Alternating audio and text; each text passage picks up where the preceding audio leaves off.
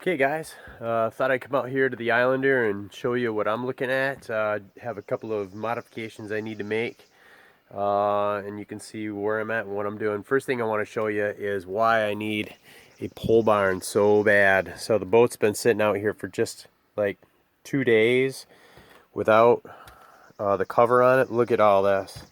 Look at all that. That's just after just like 2 days without the cover on. And here's why. Here's why. I have no sky anywhere on my property. It's all trees. So that's why I need a pole barn so bad. Is because now this is just a gigantic mess that I gotta clean up. So it's a huge pain. So I gotta build something. Now, two modifications I need to make on this boat are my electrical system, where my batteries are sitting, and the fuel system. And I'll just do a quick description. I mentioned a while ago, well, a very long time ago, in designing where my batteries are going to go. As you guys know, I just struggled where to put those things forever. It took me forever to decide. I decided to put them up here in this front hatch here and run my battery cables all the way back to the engine, and then up to the helm. But voltage drop is a very real thing. Didn't matter how big my battery cables were, it was an issue. Not a huge one, but I had voltage drop, and I didn't really want to do that. So the lesson I learned was that bottom line, as much as I want the batteries to help offset the weight of the boat and get them up this way, it didn't matter.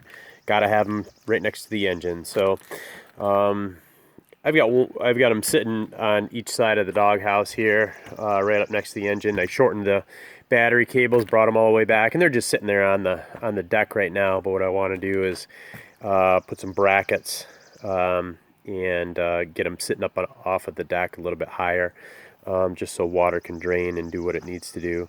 And then back here, I want to install some nice vinyl curtains to screen all the rigging and stuff that's behind that. So all I'm going to do is just bump that battery up, get it sitting on a little shelf of sorts, and then get a vinyl screen so that you can't see it anymore. So that's one. I've already done all the cables and stuff. I just got to get the little shelf that it'll sit on there. The other problem I'm having is on both of my fuel lines. So I've got my tank cap there, and then the fuel line was running there, and it was running all the way down underneath the deck, up around in here, and then back in, and the fuel fill is actually right there.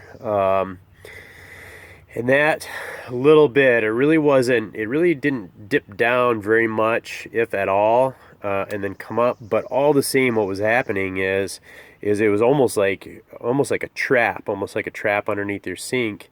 And I'm just not, I mean, even a trickle coming down into this fuel line, it was just stopping it from doing that. So anyway, you can see the fuel line is actually right there.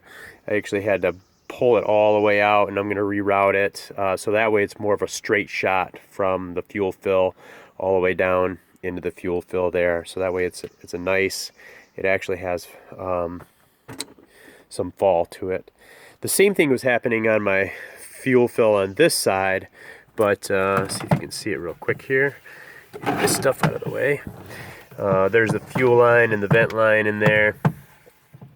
This one, all I need to do there is I just need to shorten it a little bit and make that just a little bit steeper. It wasn't happening so bad. This one goes to the bow tank. It comes down, it routes down through the box and then up into the bow tank, which is right underneath this stuff here. And so the trap was kind of happening just a little bit on this side.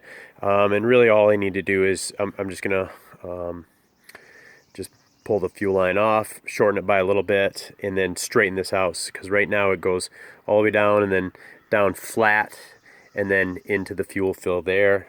So I think if I just get it so it's more at an angle, so it has a natural flow to it, it should be a lot better for me. Because sitting at the gas station trying to fill this tank just took a long time, because I have to hold the pump real slow, so it fills real slow. And this one, it was just full on trapping, and it would just take forever to try to get any fuel in there. So those are the two main things that I'm doing with the systems. That's where I'm at right now. Hopefully the hard part is done, just trying to get that fuel line out, and I got that done this morning. So just some minor adjustments that I need to make happen to make this the systems work a little bit better on this boat. All right, that's all I got for now. Have a good one, guys.